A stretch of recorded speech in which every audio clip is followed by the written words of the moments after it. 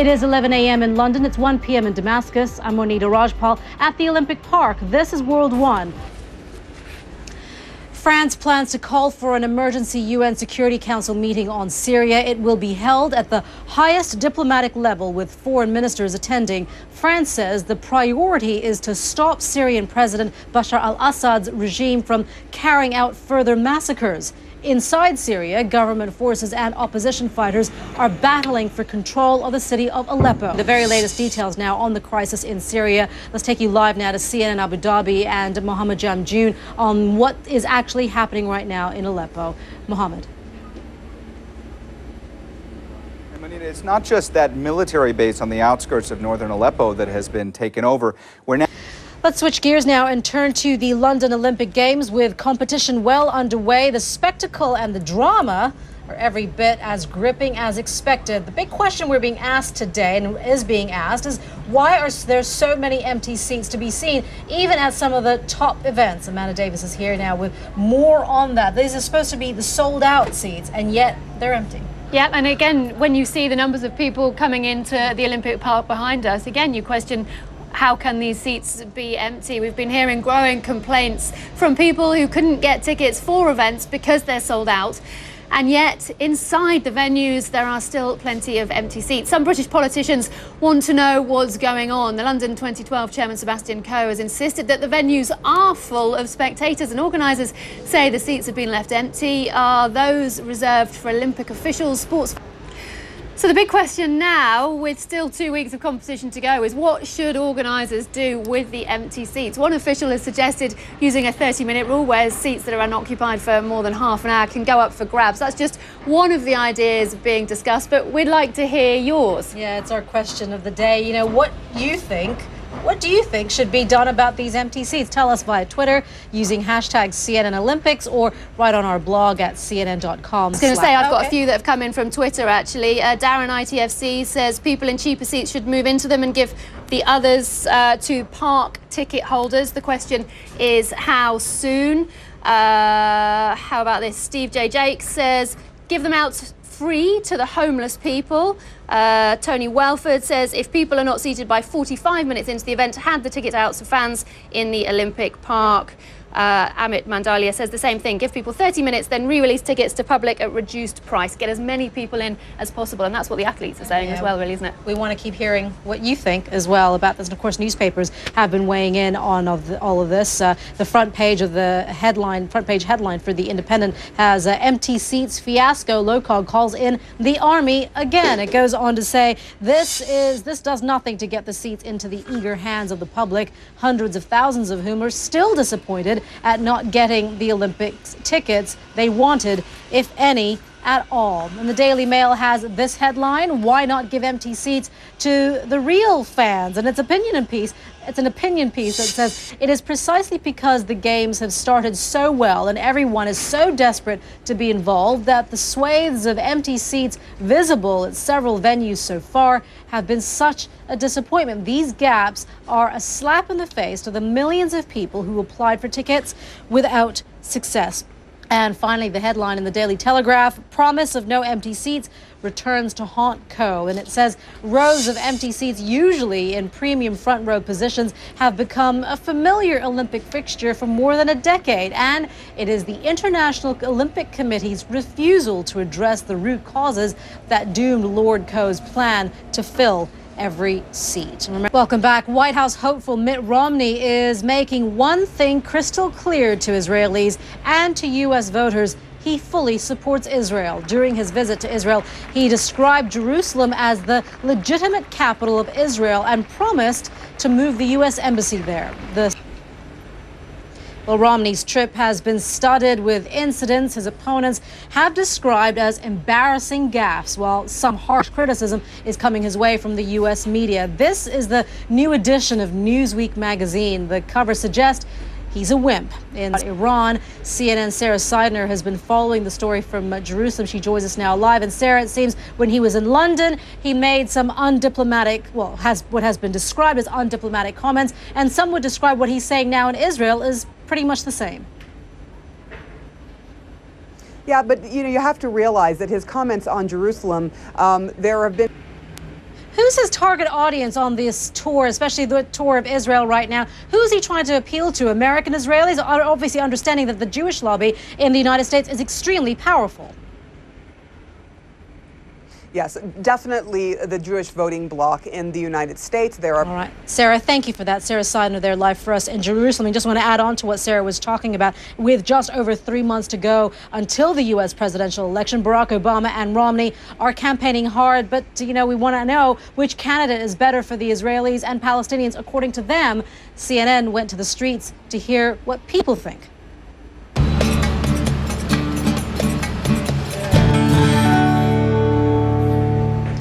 The man accused of killing 12 people at a Colorado movie theater is due in court today to face formal charges. Court documents filed Friday revealed 24-year-old James Holmes was the patient of a University of Colorado psychiatrist. So much, Jim Spellman there in Centennial, Colorado.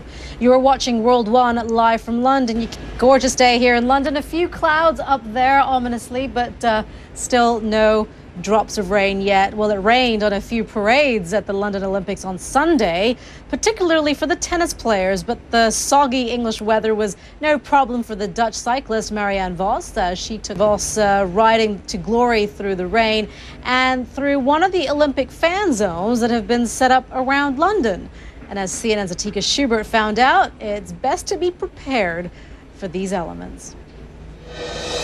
Well, it's been a day of typically London weather. It's been pouring rain 1 minute and then sunshiny the next. Fortunately, a lot of the London 2012 shops sell these umbrellas. Rain or shine, there are plenty of activities here at the fan zones. On this Ferris wheel in Victoria Park, you can actually see almost all of the Olympic Park, including the Olympic Stadium. And of course, the rain hasn't affected any of the events so far.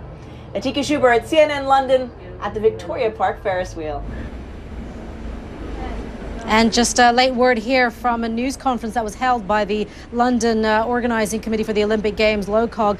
They're saying that they are releasing 3,000 tickets to the public. Now, these tickets were initially allocated to members of the Olympic family, Olympic officials. Now those 3,000 tickets are now being released to the public so they can go online and hopefully be successful in securing some tickets to some of their favorite events. You're watching World One live from London. As we reported earlier, Syrian rebels have just seized a Syrian army base northwest of the city of Aleppo. It is seen as opening up an important route for the rebels between Aleppo and Syria's border with Turkey. CNN's Ivan Watson watched the battle for that army base. Ivan, the situation in Aleppo is certainly raising questions about the humanitarian situation, I should say, civilian situation in that city. What more do we know about that in terms of any sort of supplies and resources coming to those who are still stuck there? Well, you see this very sad stream of refugees, of families displaced. And they're reporting to us live. Well, a judge in Namibia is delivering a ruling in a case that alleges 3 women were sterilized without their knowledge. The women, all carriers of HIV, say they were unaware they were being sterilized during childbirth. They say their human rights have been violated and they've taken their doctors to court. Joining us now is CNN's Nkapile Mabuse from Johannesburg in South Africa. Nkapile, where does it stand now? Well, Monita, we hear. All right, and Nkapile, thank you for that. And Nkapile Mabuse reporting to us there live from Johannesburg. You're watching World One live from London. Welcome back to World One live from the Olympic Park. 14 gold medals were handed out on day 2 of the Olympic Games. Amanda Davies joins us now for a look at the top stories from London 2012. And before we get to that, a lot of people weren't able to see those medals being handed out because of those empty seats. But now there's late breaking news about seats available. Yeah, sadly, as is often the case, these big sporting events, the big stories actually are the ones that aren't the action. And tickets, it has been the big story of the last couple of days. And LOCOG, the organising committee, are holding these daily press conferences. And in response to the criticism of the empty seats, some reports saying that 12,000 seats were empty on Saturday. They are saying that there were 3,000 tickets released last night from the national federations, the sporting federations, and put back on resale. 1,000 of those were for the gymnastics, 500 to 600 for the beach volleyball, and approximately 100